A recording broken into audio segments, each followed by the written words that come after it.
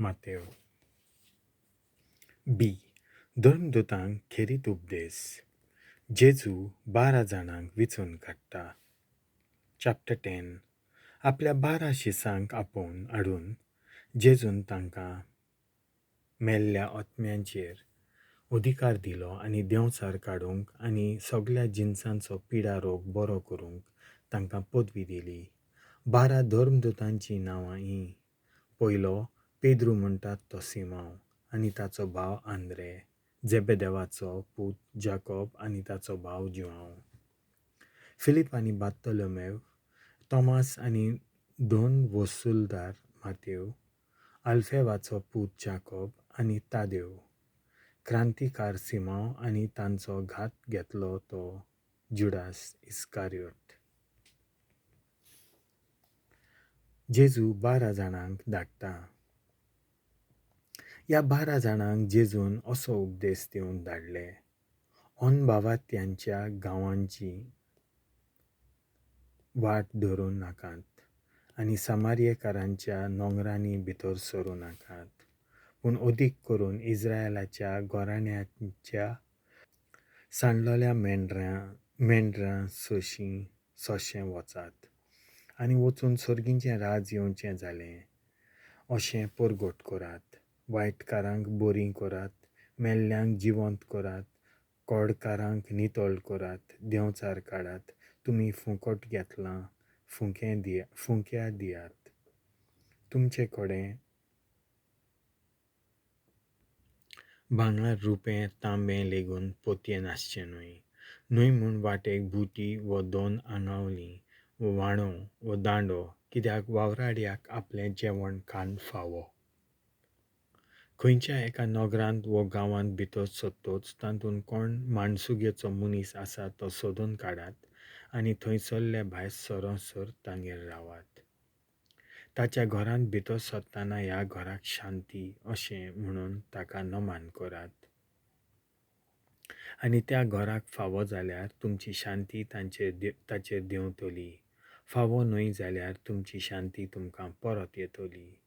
आनी कोणूय तुमकां येवकार दिनात जायतीत जाल्यार, न्हय म्हूण तुमचीं उतरां आयकना जातीत जाल्यार, त्या घरांतले व नोगरांतले भायर सरून तुमच्या पांयांची धूळ फाफडून उडयात.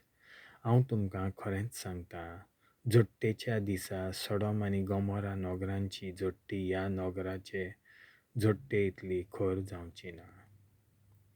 येवचो आसा तो धुमाळो. आयकात. लांडग्यां मोदें मेंढरां कशीं हांव तुमकां धाडटां. देखून सोरपां पोरीं चतूर तरी पारव्यां पोरीं सादीं जायात. मनशां थंय शिड्डूक रावात. तीं तुमकां धरून धर्म सभेंत वतलीं आनी आपल्या देवस्थानांनी तुमकां जेरबोंड मारतलीं. म्हजे पासत अधिकाऱ्यां आनी राजां मुखार तांच्या आनी भावात्यांच्या फुड्यान तुमी गवाय दिवचे खातीर तुमकां वतलीं. पूण तुमकां धरून दितोच कशें आनी कितें उलोवचें हाचो हुस्को धरूं नाकात. ते घडयेर तुमी कितें उलोवचें तें देव तुमकां कळयतलो. कित्याक उलयतलीं तीं तुमी न्हय, पूण तुमच्या बापाचो आत्मो तुमचे उदेशीं उलयतलो. जिवेशी मारूंक भाव भावां भयणींक आनी आवय बापूय पुतां धुवांक लावून दितलीं. भुरगीं आवय बापायचेर उपरासून तांचो प्राण काडूंक लायतलीं. म्हज्या नांवा पासत सगळो लोक तुमचो द्वेस करतलो, पूण शेवटाक पर्यंत थीर रावतीत तींच तारण जोडटलीं. एका नोगरांत तुमकां धुमाळो दितीत जाल्यार दुसऱ्या नोगरांत पळून वचात. हांव तुमकां खरेंच सांगतां, मनशाचो पूत येवचे फुडें इस्रायलाचीं नोगरां तुमी भोंवून सोंपोवची नात. आपल्या गुरू परस शीस आनी आपल्या दोनया परस चाकोर वत्तो न्हय. शीस आपल्या गुरू सारको आनी चाकोर आपल्या दोनया सारको जायत जाल्यार पुरो. घोराब्याच्या धोनयाक बेलझेबूल म्हणलो जाल्यार ताच्या घरच्यांक त्याहून आनी कितें म्हणची नात. धुमाळो दितोल्यांक भिवू नाकात. त्या पासत तांकां भिवू नाकात. आतां धांपलोलें आसा तितलेंय उक्तें जाल्या शिवाय रावचें ना. आनी आतां गुपीत आसा तितलेंय कोळीत जाल्या शिवाय उरचें ना. हांव तुमकां काळोखांत सांगता तें तुमी दिसा उजवाडा सांगात.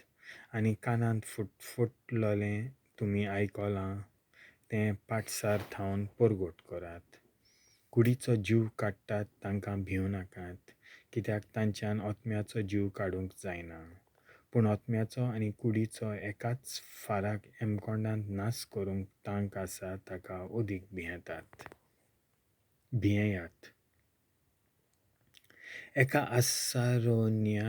आसारियोनाक 2 शेरकां विकतात न्हय, तरी पूण तांतलें एकूय तुमच्या बापाच्या हुकुमा विरेत भूंय पडना. तुमचे तकलेचे केंस पर्यंत सगळे मेजलोले आसात, म्हणटूच तुमी भिवू नाकात.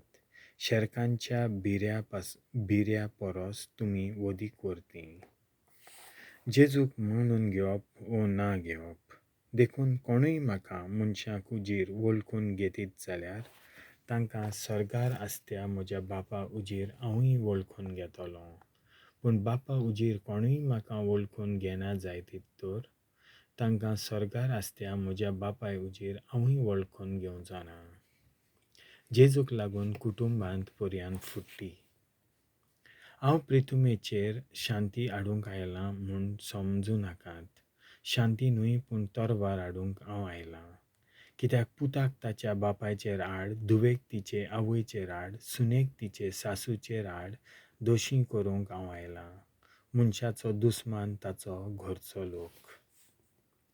जेजूचो पाटलाव करूंक गरजेचें कितें?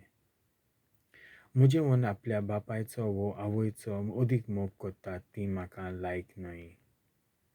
म्हजे म्हूण आपल्या पुताचो वो धुवेचो ओदीक मोग करतात ती म्हाका युक्त न्हय. आपलो खुरीस घेवन म्हजे फाटल्यान येनात ती म्हाका पोत्ती न्हय. आपलो जीव सांबाळूंक सोदतात ती आपलो जीव ओगडायतलीं, आनी म्हजे पासत आपलो जीव ओगडायतात तांकां आपलो जीव मेळटलो. मजुरी. तुमकां येवकार दितात ती म्हाका येवकार दितात, आनी म्हाका येवकार दितात ती म्हाका धाडला तेका येवकार दितात.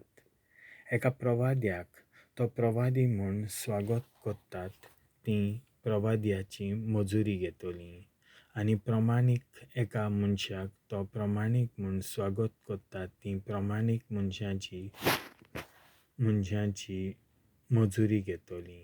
हांव तुमकां सत सांगतां, ह्या ल्हानांतल्या एकल्याक तो म्हजो शीस म्हूण थंड उदकाचो एक पेलो लेगून कोणेंय पिवंक दिलो जाल्यार तांकां मजुरी मेळ्ळ्या बगर उरची ना.